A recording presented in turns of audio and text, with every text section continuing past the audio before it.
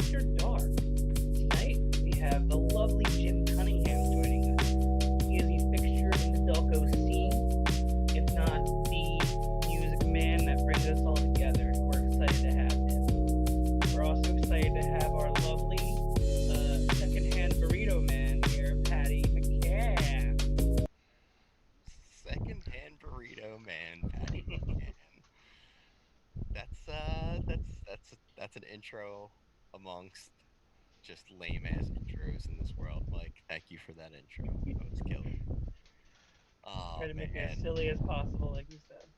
like you said, we got Jim Cunningham, the man himself, the man who supports us all day, night, morning, whatever it is. He'll be with us shortly, and we've got Mr. Carl Park on hand. Carl Park, how are you? People, how's it going? How you doing, Pat? What's up, Mike? Oh, I'm doing well. Just got done playing a little set ski a little bit I ago. saw someone was doing a little Cindy Lauper. Yup, I was doing probably. I think I looked up the Iron and Wine version of it because it's probably just in a better. It's in a male register, so it's came over. I absolutely adore that song. I must have listened to it time after time. Yeah, I So think I, that was perfect. The Iron and Wine version would be perfect. It's perfect for you. That was great. And yeah, that was Audio Slave. I was like, it's Chris Cornell. I know that much, but I forgot which band it was with.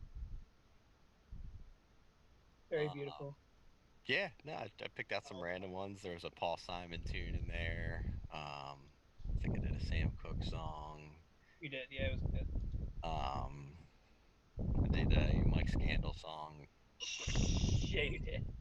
It was very awesome. I loved how you did the soul. Like you did something with soul, and it was like really cool how you phrased it. Man, it's probably it's cooler on your end than it was on my end. I was like, this shit sucks. Yeah, I know you were nervous, but it is cool hearing your own song covered. But Yeah, I thought you sounded great, man. But we're all our own worst critics. It's okay. At the end of my set, I thought I sounded like shit, but actually I went back and watched, and I was like, okay, it wasn't bad.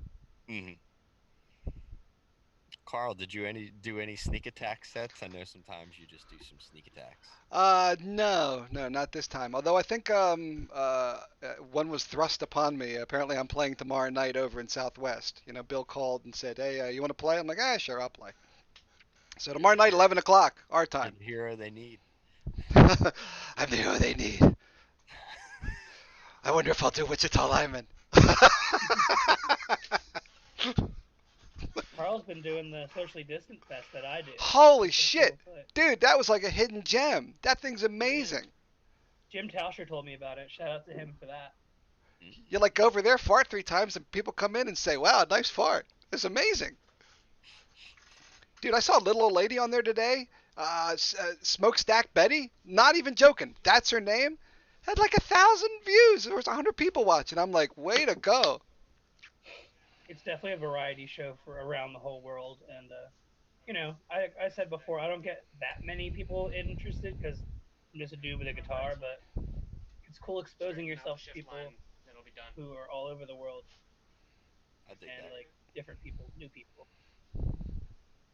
Oh, Although my yes. my head does start spinning some mornings when like I get like the 45 different like open mic, open mic, open mic, open mic updates, and I'm just like, which one, who, how, like, you guys got to be more descriptive with your open mic names. You can't just make it open mic or like the open mic Yeah, or there's a couple of those.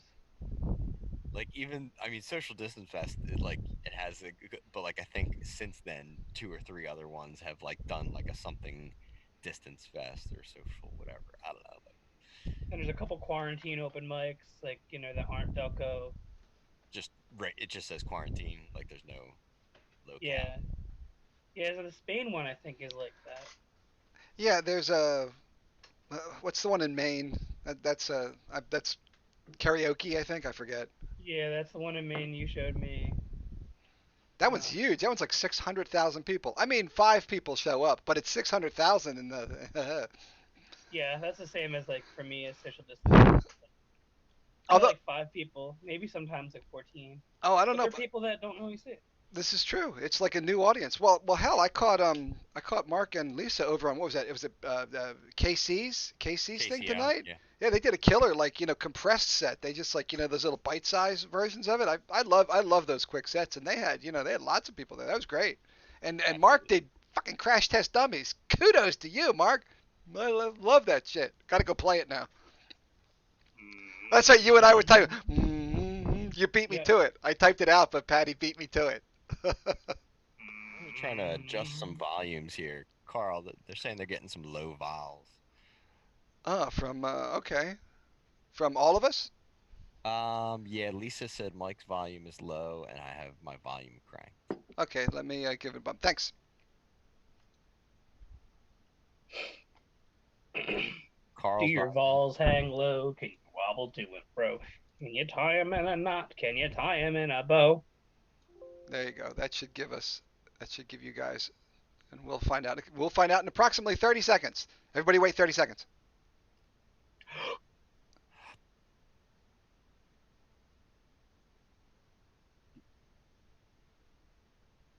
That's long enough.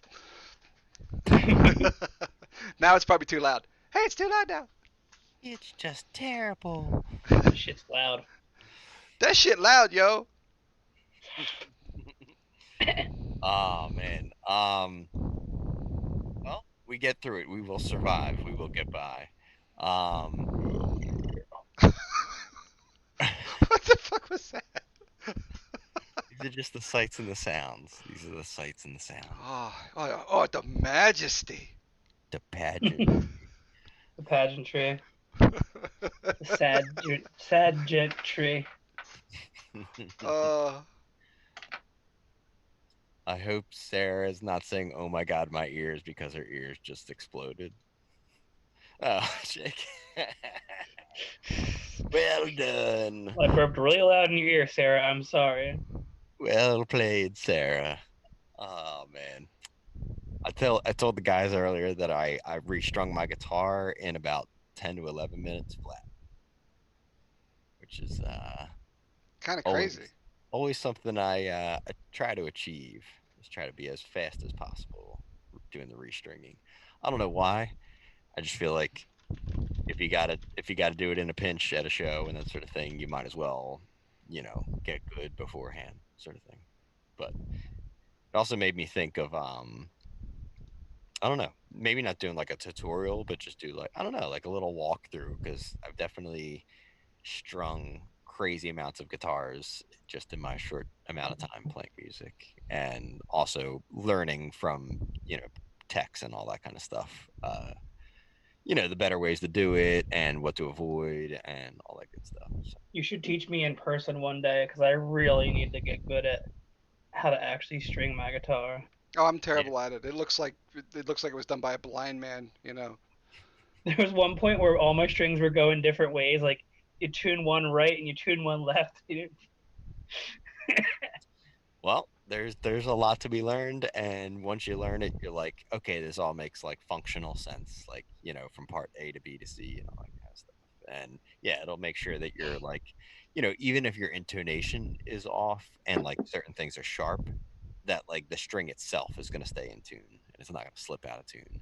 Like I definitely have had friends who, um, the by the time their strings are worn out is when like the string is finally staying in tune and that sort of thing. And I'm like, oh man, like your string should be in tune from moment one, onward. Like it should stay in tune, all that kind of stuff.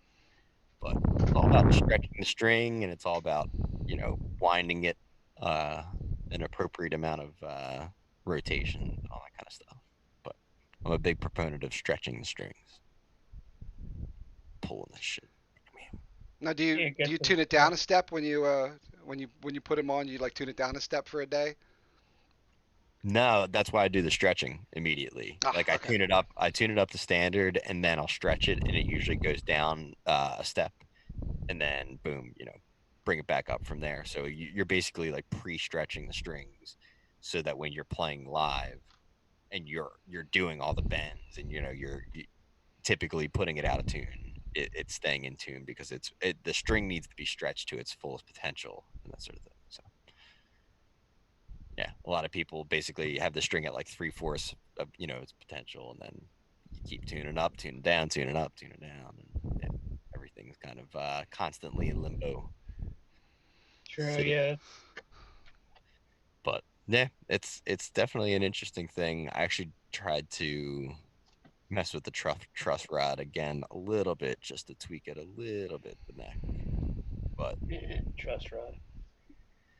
PRSs are weird. Like I guess maybe it's with all their guitars, but most guitars that I've dealt with, especially acoustic, you typically have to have like a certain type of like a wrench bit, and it'll have to go like super super far into the neck to actually like crank the truss rod. But the truss rod on this one actually comes out to like right about here, and you can use basically just like any kind of a wrench. Like you don't have to have like a special one of any sort. So it's kind of clutch in a way. But when I first saw it, I was like, did I buy something that's broken? It's like, does this thing always protrude? That's what she said. What does your shirt say? Before we get our guest on, I was curious. What is that? Mine? Yeah. It says Electron. Oh. You know what? You can see it at the very bottom. Okay. Backwards too. So all I saw was Elon. I'm like, is that like Elon Musk's like AI personality that he's uploaded to the cloud? Nah, this is Electron is a Disco Biscuit side project, and Wait, what? Wait, this, wait, what? Wait, what's happening?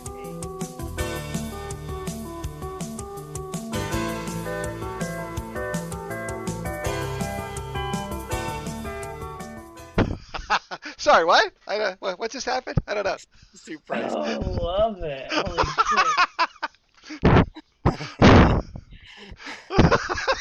Beautiful. Oh my god. Okay. I got a lot of legs. I got a lot of legs. That's all that matters. This is a shirt. This is a shirt from a Ooh, two-day tour. ooh. There's not many shirts out there that are a full tour shirt, and the full tour is 2 days. Yeah. They played at Ardmore, and then they played at the XL Lounge in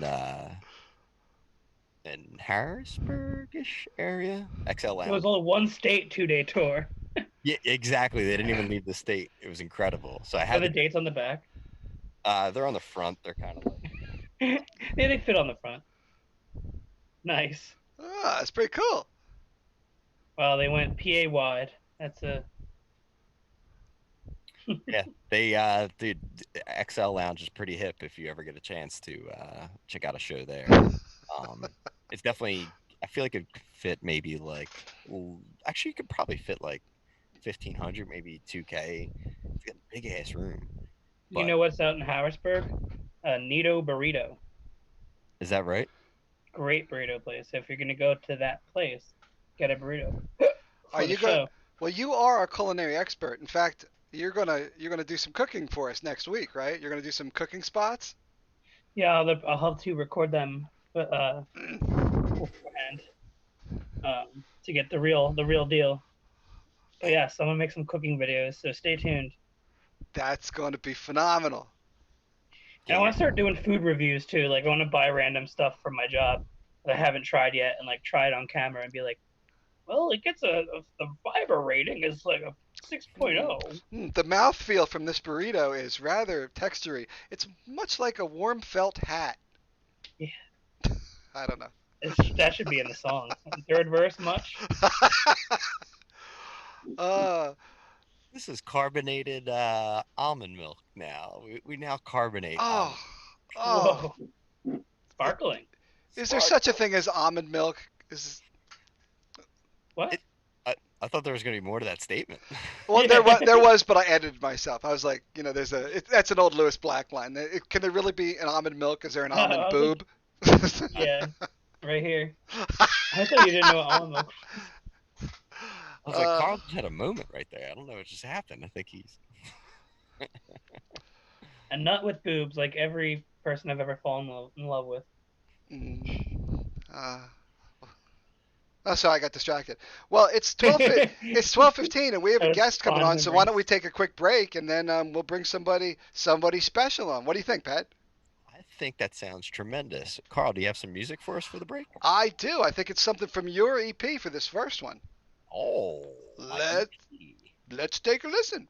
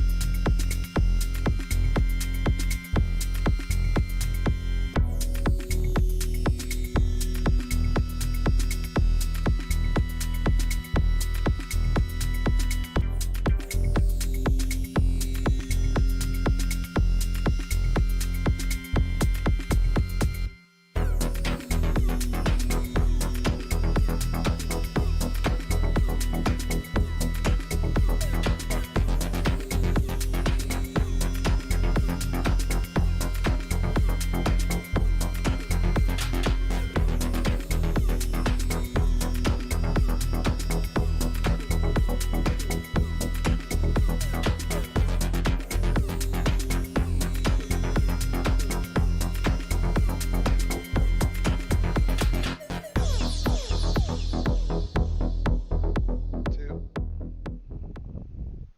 Welcome back, ladies and gentlemen. We're here with Carl Park, Mike Scandal, and we are joined by our very special guest, Mr. Jim Cunningham. Thanks. Thanks. I don't know about special, but thanks. I was called that in fourth grade. So this is the first time I've ever spoken with Jim in any sort of capacity outside of messages. We've never met, correct, Jim? Never. That's crazy. I was thinking about that earlier. I thought, this is weird because I feel like I know all you guys. Well, Oh I yeah. do your mic, and I've been in both their company actually. But I mean, literally, that's what this open mic almost did. It's like you're talking to people you don't normally see, but we've all become friends somehow. I don't know how that worked. Oh yeah. I mean, we've I spent don't know. more. I'll be honest. I knew of Muskrat Flats because I talked to Maddie all the time. No doubt, no So doubt. yeah, we actually were set up and we're going to do something. We're going to work. So Nice. and then all the shit happened. I was gonna say, I feel like over the past 4 months, we've all spent crazy amounts of hours together online, just watching each other's streams, Yeah, commenting, that and the other. Like it's pretty impressive. it saved me money. Holy Exactly. shit! Holy shit! Does it save you money? I purposely don't go to the bank sometimes because I'm scared what I'm going to find. And I went there today to deposit some shit, and I'm like, it's like I hit the friggin' lottery. I'm like, wow, look at what not going out to the old state every week does to me. The Yeah. old state and every other place. I mean Yeah. that's kind of I'm out 3-4 nights a week just scouting. Generally. So and it's not that hard to drop $100 over a bar. Mm. So I When you're mean, going to bars and watch musicians, like that's what you have to do for your job, and then it's like, you're yeah, I expected mean, to. it's funny. Like you find new talent that way. But you also go out to hear the ones you know. Right. That's so you're always doing that anyhow. You're supporting, but I mean, years of open mics. Once in a while, you'll find somebody. And the first thing I ask them, "You got a band?" or her. Yeah, now I do, but we haven't practiced since quarantine. I always loved your sets. Like maybe the Red Lantern sets were the best. Which ones? I don't think Which sets are those? I don't think I've ever been to the Redland. Red Lantern was Tommy Curtis. Oh, Had Red it. Iron. Red Iron. Red Iron. I'm sorry. Well, there is a Oh, red. Yeah. too, incidentally. There's a Red Lantern also, like Red Iron. You're right. Right? I think Mark's playing at the Red Lantern. I think on July 11th, around 7 o'clock or something like that. Yep. It's a little tiki bar, right? I'm going. I don't know about you guys. I'm going to be there with my Good setup. I'd like mask. to go. Yeah. I don't even know if Bring the your Red mask. Iron's still there anymore. I don't think it is. I mean, I No, it played there a wasn't. couple times with Tom. They They tried gutted to it. It come was a back. beautiful place. It was a beautiful place, but you know, he's a restaurateur, as we say. Mm. In my Yeah, position, that's always a problem. Yeah, Frank mentioned that I think during his. I think like a venue and less like a menu. Yeah, he like flipped it, and then like people who owned it after, they were like, "Oh, I don't know what this is. Let's make Indian food and not have an open mic." Which I love Indian food. I would have killed to go there and play like Cool. my Yeah, set right. and eat like some chana masala while I'm doing it. You definitely should. I wish I could have, man. I would book that. I would play the hell out of that. Wow. Yeah, you get tired of the same old bar food too when you perform. You're like, all right, is it chicken fingers or is it chicken fingers or is it fries or is it fries? Well, see, I tend to lean toward mozzarella sticks. Man does not live by chicken fingers alone. Sometimes it's onion rings. The Red Iron used to have homemade potato chips they put out on a bun. Yeah, in that weird sort of like, remember it was like a V? You know, they'd like put a, yeah, that's fucked up. Looked like a cocktail. I just loved it automatically. Yeah. Well, I love that the bar was like backwards U, so you could like hide in the corner if you want. You'd be like, "Don't anybody bother me. I'm drinking and listening to Tom. Shut the fuck up." Yeah, there was no hiding in that place anyway. No. I had good times in there though. Oh yeah. But I mean, and always, you know, Frank Biscotti would be in there. I mean, it was and Mike and yourself, Carl. It was the same. It felt no matter where those shows were, as long as Tommy had the same crew in there, it always felt like home. You know. Yeah.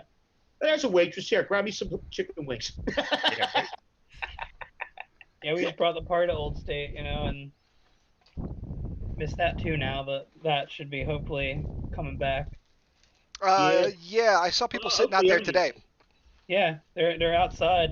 We should do an outside open mic. Dude, Dining Under the Stars and Media is open right. Well, not right now. It's probably closed, but you know they were out there with tons of chairs and stuff. We should be lined up and down playing gigs. Yeah, Pat Muldoon and Stevens on stage. He's already bringing music. Pat, I grew up with Pat, but I literally grew up with Pat right down the street. They're already, you know, you do what you got to do at this point, and there's nothing wrong with outdoor music. I mean, as long as the weather doesn't interrupt it. But there's only so much you can do because of that. Because scheduling, like, you know, if you have somebody touring through or something like that and it rains, you're not getting them back. Nah. You know? Yeah.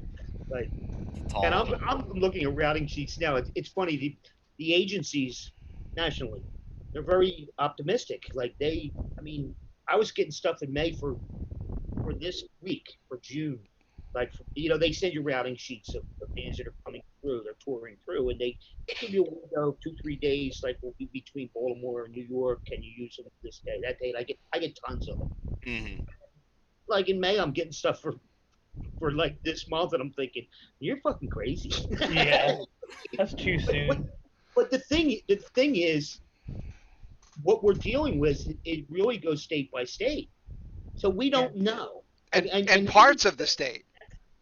Yeah, exactly, and that's the problem right now. It's like, I mean, I have some things basically lined up for first week of September and August. Actually, one show, Jim Avid, who I have on next week. That's Jim's father of the Avid brothers. Yeah, that's awesome. And he's amazing. I mean, I booked him in like Brandy Wine. I don't even know if the place is there anymore. It's a listening show, you know. Obviously, he's a storyteller. Gives you about an hour and 20 minutes of just pure magic. Like you know, after all this bullshit. So that's where I'm at. But I'm gonna be optimistic about the routing sheets, and I'm gonna hold dates and stuff like that. And let's see. I don't know. Nobody knows. Anybody tells you they know in this business, yeah, well, by this date, they're just lying. Yep. Nobody knows. Well, they're all extremely optimistic. I know over at my theater, the yeah. agencies are, because you know they're trying to route tours. Yeah, and they're trying to Okay. route doors, and they're also listening from the other end. The artists are like, why can't we get this done? So I understand that. I deal with agencies all the time. It is what it is. Uh, you know, I'm a realist when it comes to making a show happen, and we nobody knows. We just don't know. Hmm. So I'm being optimistic on my side. Like I'm holding slots. Let's put it that way. But they hit me up and say so and so's coming. I'm not going to mention any bad names. I do have some pretty good stuff lined up though in Magic Land or whatever the hell we want to call it. But I do. In But a world. yeah, right. Yeah, I'm just going to get my name in there. I was gonna say, I feel like once you get to the 4-digit and 5-digit, capacity type things is when you can be a little bit more hesitant. Like when you're talking about 10 plus, K people, like yeah, then those are tough to determine. But yeah, the ones that are in like the 3-digit, in the hundred, you can manage those things versus like Yeah, I I don't mean, I don't know anything like 40,000 people type festival can be, well, honestly, I never did shows. I mean, I've worked on big shows, but as an intern actually years ago. But I know where my shows lie anywhere between 60 and 400. That's about where I've always laid. I used to do the Blockley, and well, Cafe Live 700 downstairs, but they don't expect you to fill that. Although I did once. nice. Nice. Who was So I that? will say Who'd you that. fill it? Who'd you fill it with? Yeah. Davey Knowles. Oh, nice. Yeah, Davey When was Knowles. that? I booked him. Had him at the Blockley. We sold that out. Talking about being optimistic. I had Knowles headlining and Matt Onanji from Indigenous opening up for him. I actually thought that modern color. Who he did. But Soldier Avenue was my partner at the time. He used to say, why do you put 2 stars on the top of the bill? And I said, why not? We'd make less, but we'd sell it out. So, sometimes it's about the brand. And I always paid attention to that in my shows. Like, I want people, I don't care. You could have a good attendance and a bad attendance, but you'll never walk out of one of my shows saying that show sucked. Like, Hmm. they were going to be whoever's up there on that stage. That was like that. That made sense. That fit that. And so I often paid more attention to the brand than I did at the door. Although I'm a bastard at the door. I go out every 3 minutes with a cigarette. You going in? Going in? You buy a cigarette? No, it's just what we do. But, We're gonna take a quick break in a few minutes, but I wanted to throw a top 5 out the gym as far as music venues go. Whoa, what's that?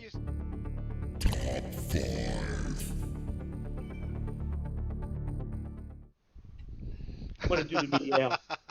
Let me know when It's we there. come back. We're back. We're totally back. Oh, fabulous! We're back. It's Boom. that It's like quick, that. huh? It's that quick. I can do it twice. I didn't even get to say meow.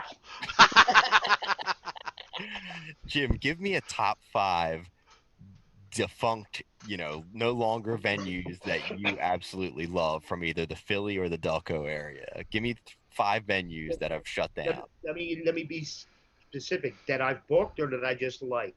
that you absolutely loved over the years. Yeah. All right. It has to be in any order, or can I just roll them Yeah, down? rifle them off to us. All right. Well, I'm going to say World Cafe Live downstairs first, but it's not first. It was number one for me for a long time. Then the Fillmore came in. A Union Transfer also came in before the Fillmore, and I was like, shit, because I really like Union Transfer. I really do. Oh, It's The just best. fabulous. they're both pictures of one another. Fillmore and Union Transfer, as far as I'm concerned, they're laid out the same. They're set up the same. I did a lot of shows at the World Cafe, so that's probably right on the top there where I want it. I Well, I was gonna love say, the what about ones that shut down? I was gonna say like the Blockley. Blockley. The Okay, Blockley. yeah, I mean, I made That was money. great. I made good money at the Blockley, and just great shows. It was a box. It was just a box. Yeah. That Dude, it had had a the lot of perfect room. bathroom. That had the perfect bar. Like it was Yeah, it ideal. was a box. It reminded me like North Jersey Shore clubs. That's what it always reminded me of. Like an Asbury type Yeah, venue. and Chris was. It's funny because Chris was running it. Who are more musical, and I was working there. I mean, I was bringing shows in, pretty good ones. I had Davy Knowles. I had Davy Knowles and Matt Onanji. Oh, no, I'm wrong. Oh yeah, I did. I had Davy Knowles and Matt Onanji on that bill at the Broccoli, There you go.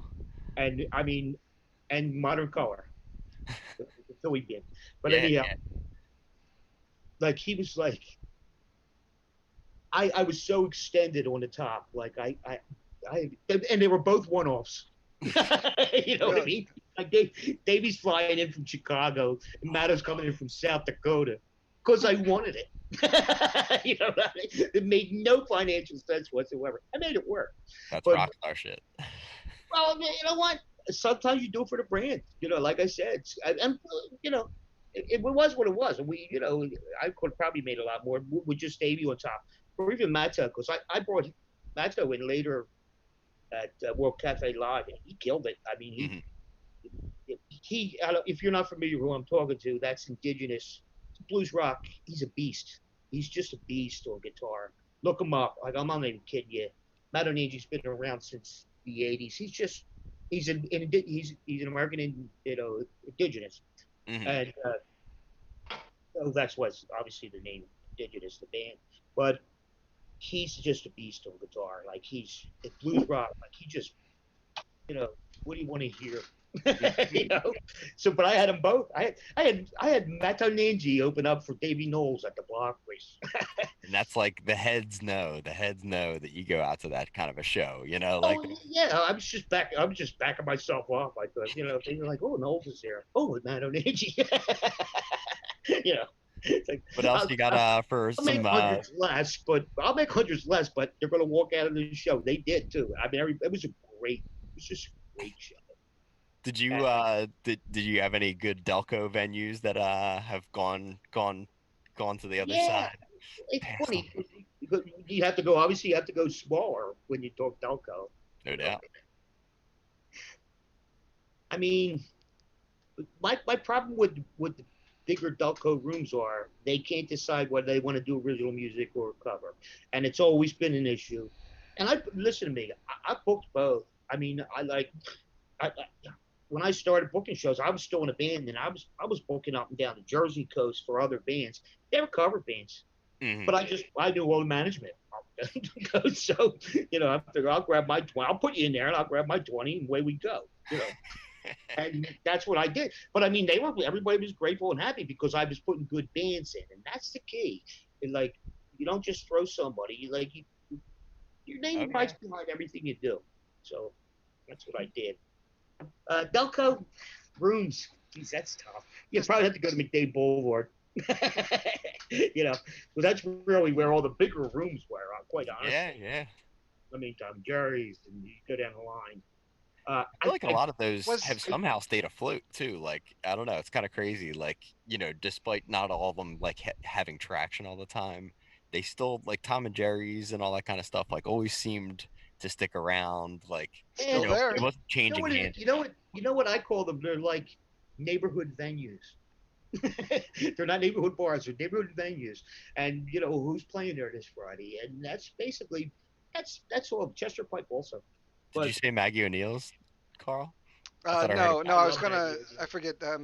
I used to play I'm. Maggie's with Mike McGuire and all those guys. Well, he. Upstairs or down. Downstairs, dude, downstairs. Tommy Upstairs, Tommy Tommy Curtis ran an open mic Shit. upstairs for a while there. dude. When I was going there, like the upstairs was just like DJ, like 21 Yeah, and 1 month old kids. It was and just they like, still oh did, my god. and they still didn't make it. Yeah. I They mean, I'd be still crawling through there. I'm like trying to get through people to get to the bathroom. Like, hey, do you want to play upstairs? I'm Tommy like, did an open mic up there. I think when they were finally struggling. As a matter of fact, I even talked to them because well, they actually talked to me because I looked at the upstairs and I thought took some shows up here. You know, 100 and probably 100, 100 and a half, and you know standing. And I thought you're just going to need to make a few changes. I said you need I don't know what that DJ box is, but what kind of sound happened there. As soon as I started tallying up what it would cost, that was the end of uh, that. Oh, And they really were on. But I even had Work Cafe was selling. It was sitting in mothballs. They're bored from the upstairs room, which holds about 200. It's a great board. Bob Beach ran it for a lot of years, and I called Bob. Bob actually mentioned it in something, and I called him. He's a friend of mine, and I said, "What do they want for that?" He said, "I don't know." He said, "It's still there." So like I put him in contact with people at Maggie's. I figured let's get a board up here and let's make some noise and see if we can do anything. Delco needs an original room, Yeah. original base. It really does. I mean, and it's been vacant for a long time. Like I said, the Tom and Jerry's they can't decide whether they want original or cover, and basically the story. That's what everybody's looking for, or how they're handling their place. And I thought Maggie's. I said, and I mean, I have contacts. I'm not going to lie. I could have brought some pretty good bands in there, brought some Delco bands in to open up for them. We could have some nice shows. But as soon as I start talking money like that, they had the lighting and everything. They just didn't have the board. Yeah. And they rented that room out upstairs for like christenings and shit like that. And I was like, now we're talking a removable stage. Like, we're gonna need some risers and shit like that. And as soon as it all added up, it was like, yeah, we'll get back to you. It's a fucking end of that. Oh man, I hate when like a good room goes down the drain. It's like, Yeah, I know. It was a fun place too. I mean, it really was. It's close. I loved everything about it. there's more places without legit stages that host live music in Delco than places that had legit stages that are no longer in existence. Like, That's valid. I think That's somebody true. said in the comments, like bootleggers like had a pretty decent stage. Like there's some like even like 2 foot, 3 foot stages, in parts of Delco that just went under. The RS Club. The Sorry, Rare Any what? Ale good House. shows? Did they do anything there? I think you'll find most good music rooms in Delco centered sort of around media, I guess. Um, Again, like, I'm not discounting McDade Boulevard and Chester Pike, but they're not original listening rooms. You know what I mean? Like Yeah. there's a different vibe between a club and a venue. I feel like it's like you got Ardmore and like media, and then maybe like a third, whether it's, I don't know, Havertown doesn't really have too much Oh, going on. well, But I mean, you know what I mean? Like you have Cuddy's over in Havertown. Cuddy's got pushes. Philly. I mean, you'll catch in any night of the week when everything's normal. Uh, you'll catch your Grizz, Wow, Chris Brad. Berlin over there and Grizz and at Sammy Vile. Like Cuddy's is pretty good. It's not laid out like a venue. Right. It's more laid out like a bar, but the music's there and it's original music, and I give him credit. I do. I give him credit for like making sure that there's a place for guys like that. I mean, shit. I mean, Hezekiah Jones and Raph was running his open mic out of there, and he's just fucking brilliant. Love him. Hezekiah Jones, he raps amazing, but Hezekiah Jones is a big ass name in folk rock. I mean, he headlines. I was gonna throw out one venue name that, like, I don't even think it's technically Delco, but the main point used to be kind of the Holy Durham shit. thing back in the day. Like, I grew up there. I feel like that alone, like, was just before there was an Ardmore, before there was like really media doing things. Like, people were driving all the way out there to see. The point was just Joni Mitchell. I mean, the list goes down the line of who played Bruce there. Springsteen, Todd Rundgren. I mean, everybody played there. Yeah, Jackson Brown, Yep. Warren Zevon. I saw them all. That's Yeah, the point. right. And here's the funny thing. I was like 13, 14 years old because it was a coffee shop. Yeah. And, and I was about the youngest hippie, coming out to go to that. Oh, But here's the funny thing. Like a friend of mine's brother just went there I'm sure a lot of people did, just no matter who was there, you just went. And so he used to drag us, and we could get in because it wasn't a bar. I literally remember watching Zevon with Jackson Brown in the audience. Like this was a regular stop on their tour. I think I remember downloading off of like Kazaa or like LimeWire some audio of Jackson Brown and Warren Zevon doing dueling pianos at the place. Oh yeah. It And wasn't they on. did Hasten Down the Wind and just like, oh man. The Stunning. crazy thing is the place held about 80 people. You know what I mean? Oh, yeah, it wasn't It's big. insane. But the You vibe. know, was there. and I guess the older I got, the more I appreciated what the hell we saw there. Like you realize the names later, you know, and Springsteen took off in a hurry. There was no E Street Band then when he came in. He was a singer songwriter. Quite honestly, that's his best work anyway. Yep. I'm a Bruce fan, but his first his first two albums in particular, just amazing singer songwriter stuff. Like his great storyteller, and it's what he was good at. And the record companies forced him into, no, you need a rock band. You know, it And wasn't a that, bad, that it wasn't a snare bad drum. move. Boom, Yeah. boom. No, so he threw a band together. I got news for you. But you know, that's what he did. But that's what I mean. It wasn't uncommon to see him up there with it for two songs with an accordion player and a stand-up bass. Like he was a singer-songwriter. He's just Yeah, amongst storyteller. a lot of other singer-songwriters. He was in a circle of like, Exactly. that was kind of the end of one of those eras as far as the circle of like those songwriters, like, Yeah. Yeah, it was. after It was Prince- the end of James Taylor. Of course, he never goes away, but it was like the era just 10 years before it was Carole King and James Taylor, and that was it. Jim Croce, Billy Boy, but that was kind of the end of that, and certainly for in the views of the record studios, it's like, no, you need a rock band.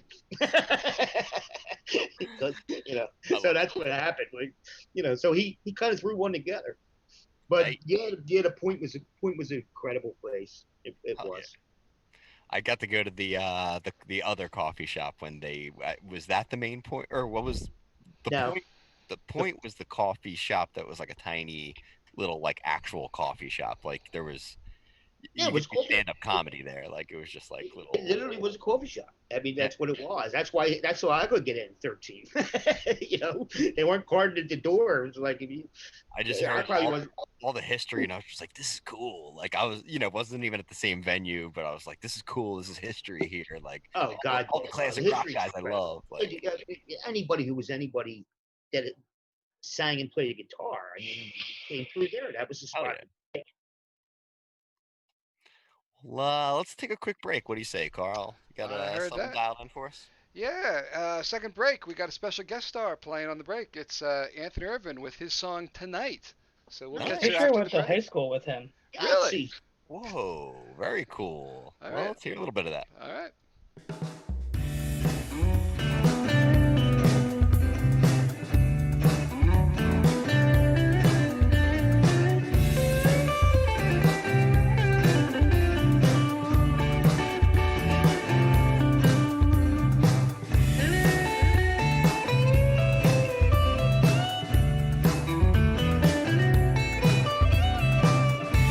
I've been waiting here for you tonight. It's the perfect time for you and I. Is this a dream or is it reality? I always wanna be in the here and now. I can't deny, I just wanna be with you tonight. The two of us right here, yeah, it's alright. Thought of you just keeps me up at night. So let's hit the town and take a ride.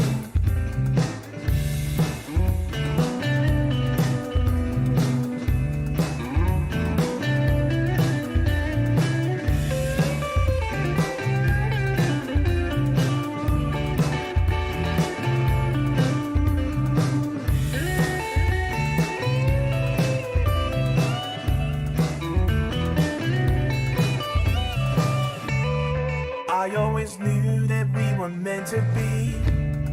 I'll never have to live life alone.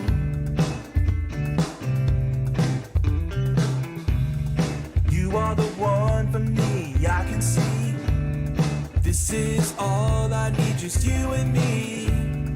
You ask me why, I just wanna be with you tonight. The two of us right here, yeah, it's alright. Thought of you just keeps me up at night. So let's hit the town and take a ride. sleep at night.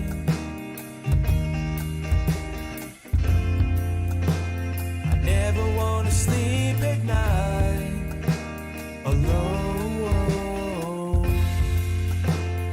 I just wanna be with you tonight.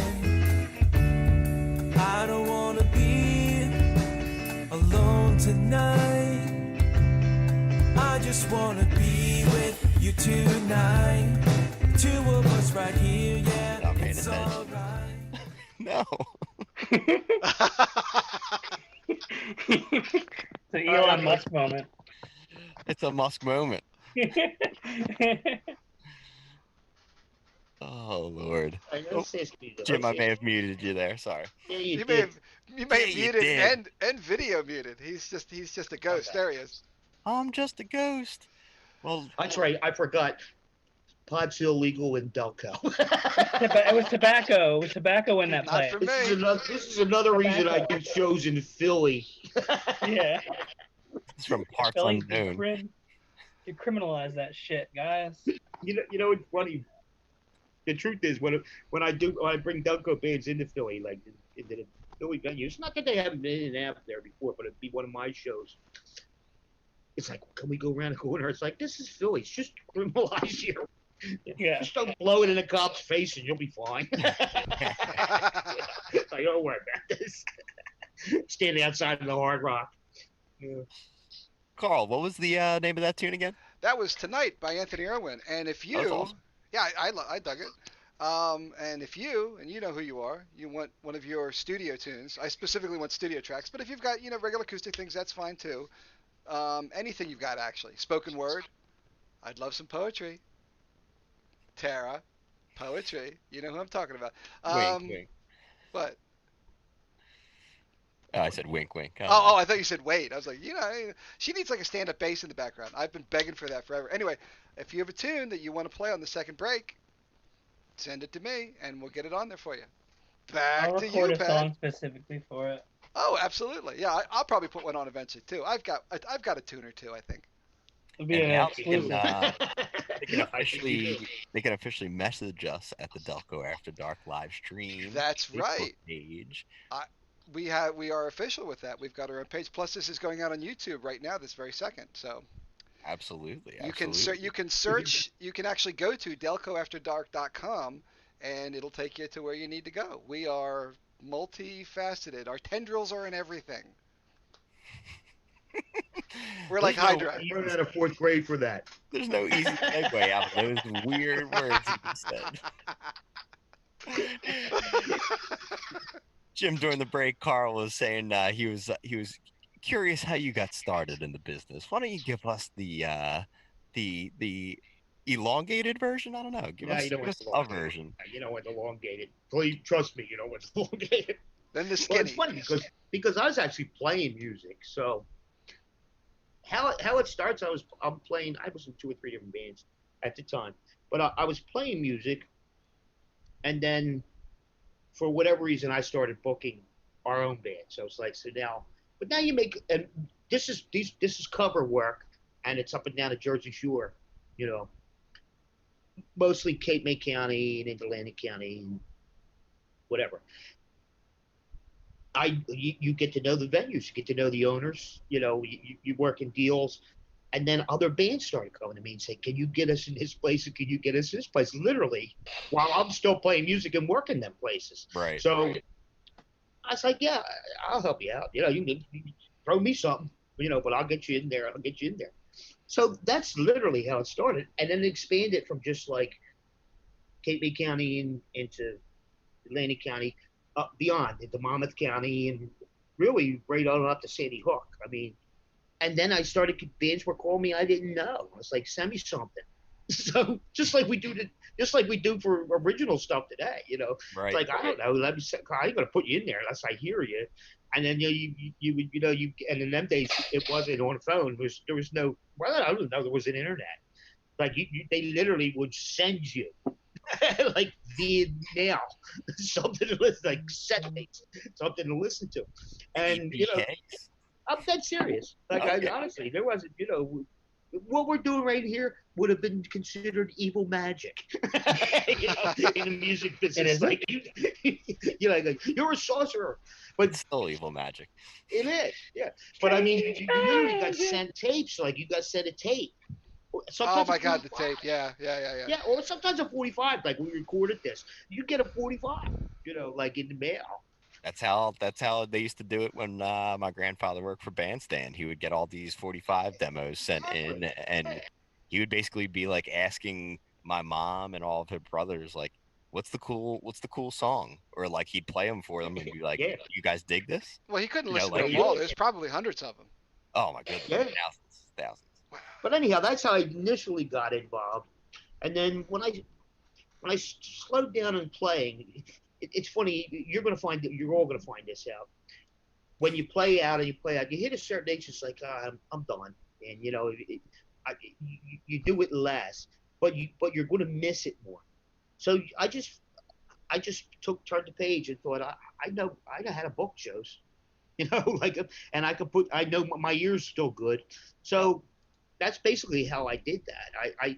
I just kind of eased out of playing out, and then kind of eased myself back into promotion and production. Like, I'll throw a bill for you together. That's basically how it did. But I mean, when I was playing, we were working 5 shows in 3 days down the shore. Like we killed ourselves.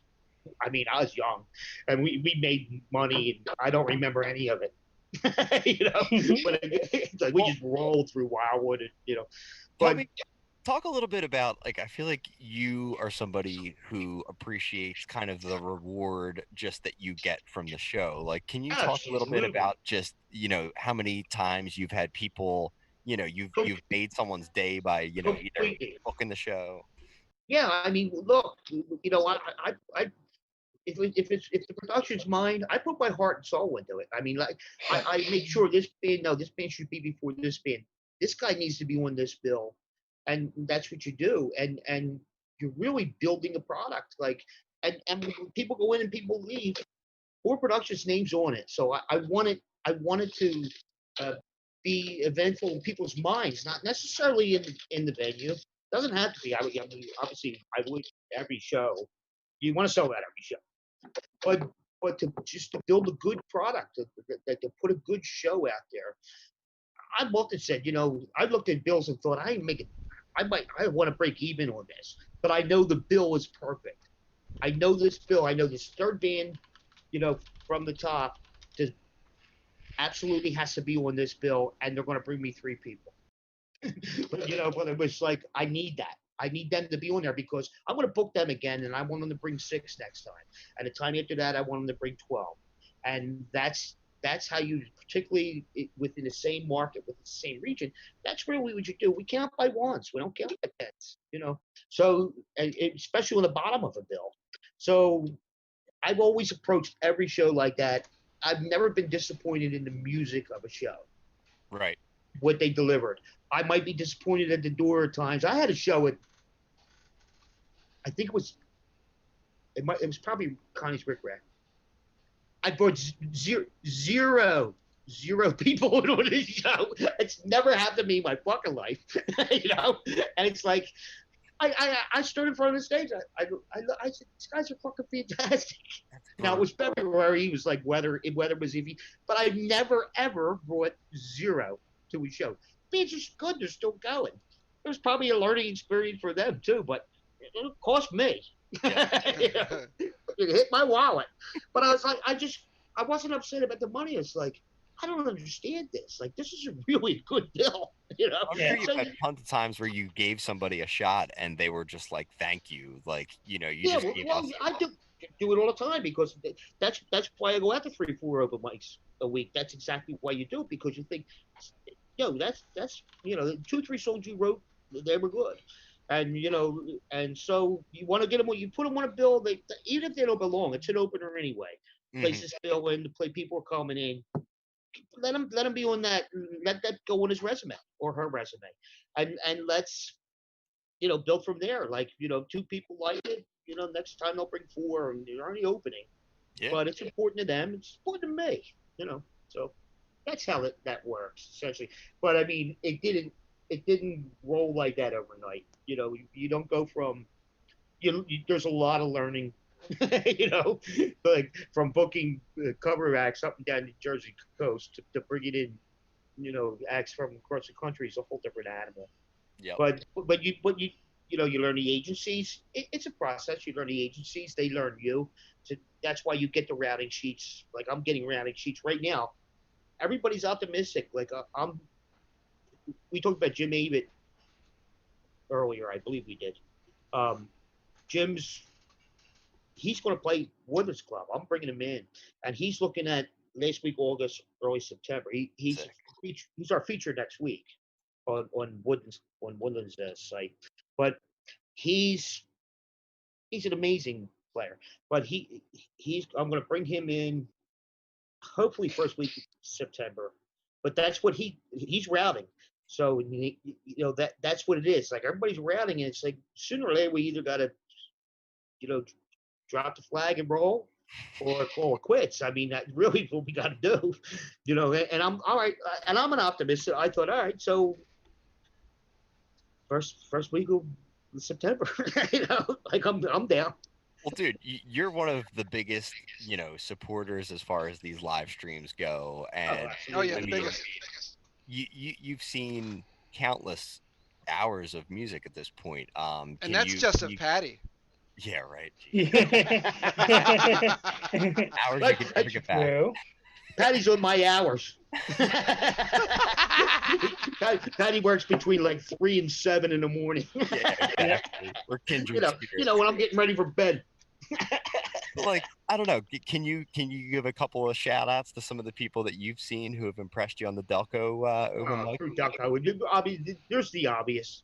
I mean, Sammy Wiles, Sammy Weil, and He's your feature he's tomorrow. my feature this week. Yeah, he's my Yeah. feature this week. I'm happy to have him because when you get a half hour of Sammy Weil, it's never bad. You're You like, know give me that. more. And also So it could be surprising. You don't know what he's going to do. I had Tommy on last week. I'm a big supporter of Tommy. I think Tommy, as a songwriter, this is my personal. I always tell him, like, you write hits. Yeah. Like there's no composition within an album. It's like you just write one hit after another, and he really does. I was Like, talking to Mark about that. I mean, I don't mean to interrupt, but I was literally saying that to Mark today that Tommy's got stuff and he's got the look too. He's got the look and he's got the sound, Right hits. and I hope it all works for him because he's brilliant. Yeah, there's singles and everything's catchy. And guess what? There's money in that. I mean, there always was. So we can't Uh, leave and it Sammy, as good as Sammy all is, he's a different type of writer. Like Sammy could, his Skeleton Melodies album. It's a compilation of how he was feeling, and that's the kind of writer he is. It was at the time he laid just stuff out. It's one of my favorite albums actually. But everybody delivers something different in the Delco area. You just have to find, for me, you just have to find where they fit in a bill in a city. I mean, I've taken them guys. This is true. Tommy Curtis Jr., Sammy Weil, 314, Grizz Band, up to New York on buses, and I ran shows up there. Ran two of them in a row. That sounds awesome. And we called it, Philly meets New York. And I had to deal up with them, and we met up with two bands. It was Nick Cianci's band and the hell was the other band? New York band. And they were waiting for us. We rolled in two buses and with our crowd and three or four bands. And they were waiting. It was fun. It was fun. Like we was right up in Union Square. It was beautiful. But we did it worked out so well. I did it like 9 months later. I thought, we're going up the wall. It's like right. And I swear to God, I'm not even kidding you. I made $100 on both combined on both of them trips. Like I didn't care. That's the point. I wanted them to be able to experience New York, and we'll meet New York. I didn't care. I sweated out. I was thinking, I hope I break even here. But I wanted the bands to get paid, and the New York bands and the Pennsy bands, and at the same time, it's built up a good relationship with me and this venue. which is always so. There's money. There's money invested in that. I wasn't looking for dollars. Yep. That's There's so some things you fucked up. I can't. didn't. Well, I was gonna say like Connor is somebody that we've talked about as far as just like this like hidden gem on the streams so far. Like Dude, Connor's, I'm gonna tell you something. That kid can write. yeah, Yeah. and He sing can. He and really play. can. And I'm impressed by it. And I told him, I said, we'll work because he can write, and he's got that. Well, obviously, you can see his influences. Like you can hear his influences. There's nothing wrong with Father's it out either. Misty. Yeah, yeah. I mean, I even hear some Citizen Cope with him. Like I Yep. do. Like there's messages. He writes messages like Cope does, Citizen Cope does. But yeah, that kid's good. I mean, and I'm paying attention because that's my job. Well, I was Yeah. gonna say, and me doing all the studio stuff, I'm paying attention too. I'm like, hey man, I want to be recording you guys. Yeah, you are. you and me going to talk later too. It's like a But big collective. Yeah, but it's funny. Like Big collective, definitely, dude. We all help each other. Yeah, we can really make each other stronger by being a part of it. or getting T-shirts. Speaking Merch. of, Getting T-shirts made. Merch. It's all about the merch. We make Scandalicious burrito T-shirts. we it should be burrito blankets. It should be everything, man. Anything you can wrap a thing around. Well, that just gave me ideas. Off air, like off air. The burrito condom. Might not break. Might not. Might not break. Comes with extra. It's for her Chipotle. pleasure. Do you think it's all going to go back to normal about a year from now? Or No. what are we going to see? What are the main changes you see coming? I see. This is actually benefits me, but I see, and promoters like me, I see the smaller shows being bigger names. They're not so. I mean, so the bucket for us gets filled with better fish. Like we're going to be able to bring in bigger names to smaller venues where that's generally not the case. And honestly, it's a learning curve for me because we never worked like that.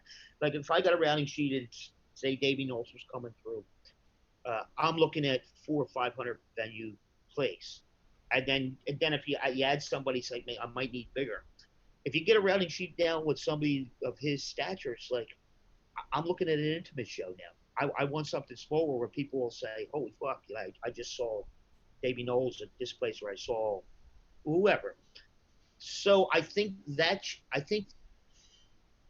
dynamic in size of venue compared to the level of entertainment and the level of musician is now skewed. Like we're going to get bigger names in smaller places, which is good. I mean, it's good for the listener certainly. What does it do for the small guy though? You mean the small musician Us. or the Yeah, like the guy. Oh, are we still fighting for gonna- scraps or what? What do you think? Carl, you're gonna be getting put on bills with big names in small rooms. Hot damn! I like mean, this that's future. honestly, I always try to do that anyway. Like I always put somebody at least in an opener that I had confidence in, and I thought they're good. But now we're going to work the same small rooms, but now we're putting an opener in or even a second act, be usually a band.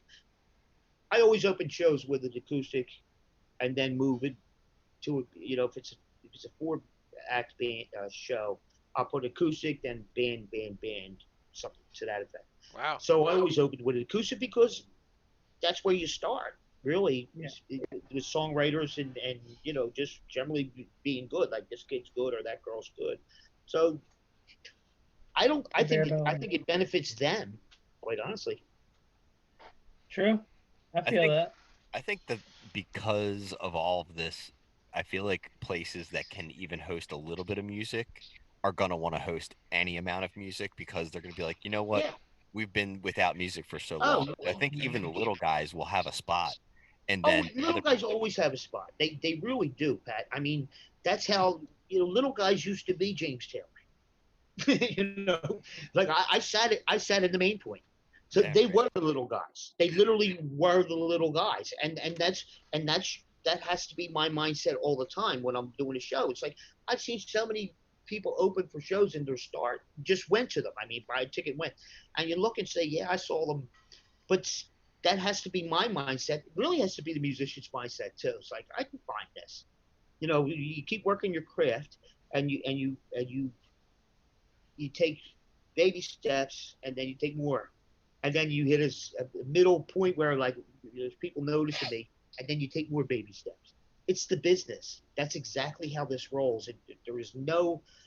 I can name you maybe Carl probably could probably the same five bands that just like Boston that just jumped onto the scene. Oh, But the I want to tell you miracle, the something. You miracle look at signing of Boston. Yeah, I remember that.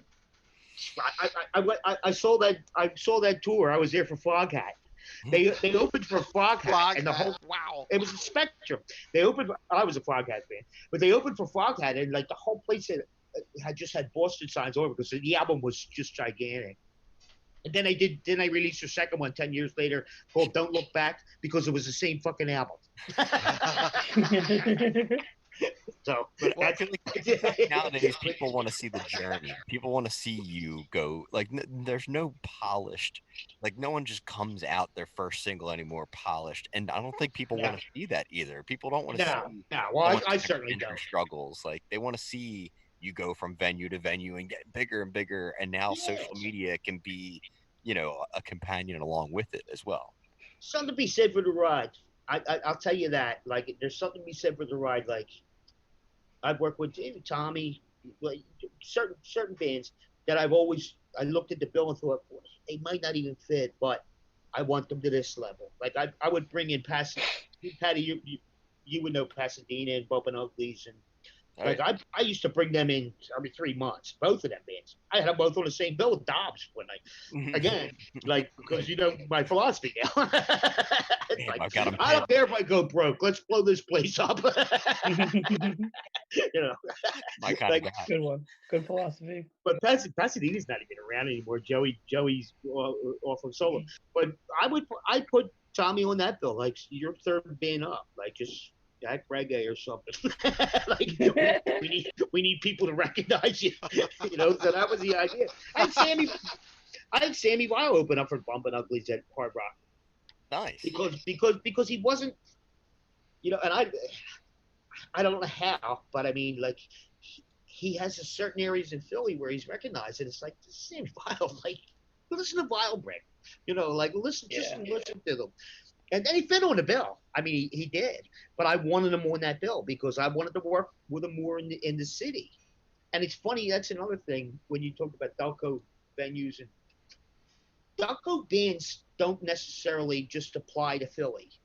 Like you just can't take the best Delco band and drop them in Philly and make it work. Delco people do not travel to Philadelphia. You might as well be talking about Wilmington, Delaware. I'm And still. I'm dead serious about that. It's like, and it's always in the back of my mind. It's like I'm gonna need at least like 80 people in this place, at least to make this everybody happy. None of And them are like from you're Philly. bringing and like your bill has two Delco bands when it's like, well, there's 40 gone. You're not gonna. And that's the only places I play are Listen, Philly hold and on. Wilmington. Hold Yeah, on. exactly. I'm still. Well, Delaware's another one. That's a whole other thing. I used to bring bands in from Delaware, like they were monsters.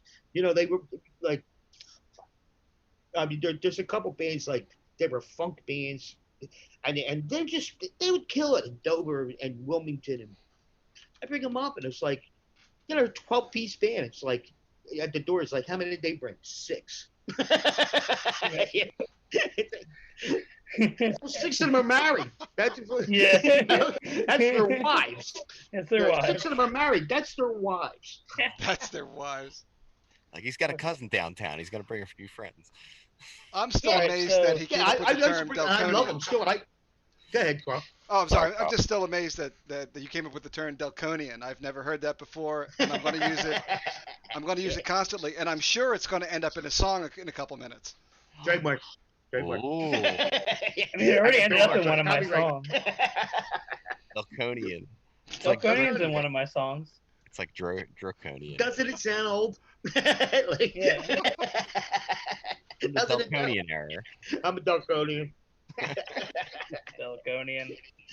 I like a Mennonite. Dr. Zayas. Yeah, I mean, I don't know where it came from. I just was like, well, that's what Delconians do. It just fit the. It syllable. actually fits. Works. Oh yeah. So I'm gonna do a thing where I play a song that sums up the evening. Oh snap. Yeah, I'm well, afraid. I'm a scared. I think it's still out of tune, but we'll make do.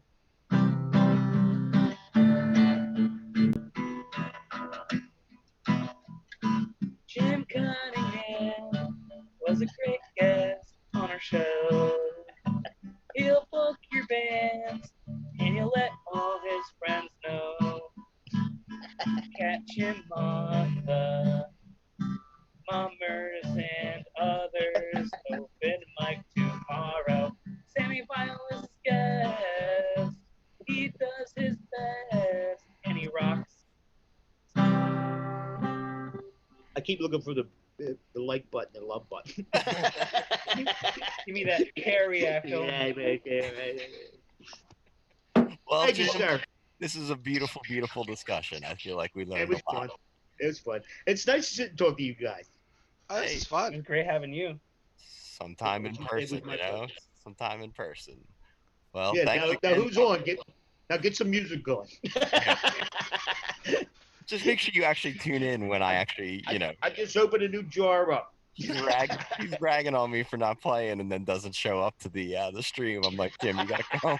He'll watch it later. He's sitting there like on my the- 420 posts. Yo, who's out there?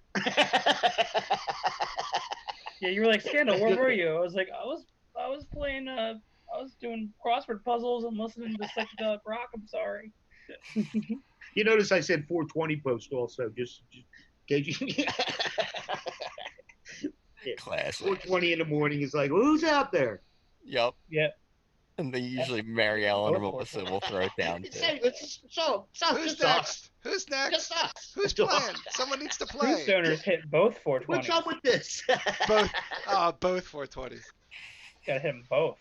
Well, that's Oh, about well, it from Delco After Dark, right, Pat? that'll do it for this evening, guys. Until Friday. This That'll was do fun. it, I Donkey. appreciate it. Special guest star Friday. Special guest star. Is that Miss Lisa Lerman, ladies and gentlemen? I I love believe we have her booked for Friday. I Can't love wait. The She's ukulele. great. Absolutely, she just kills it, ladies and gentlemen. We can't wait to have her on. She is absolutely a spark of sunshine in this world. It really Absolutely. is. All right, well, take us away there, Carl. Have a good night, Delco. Thanks, guys.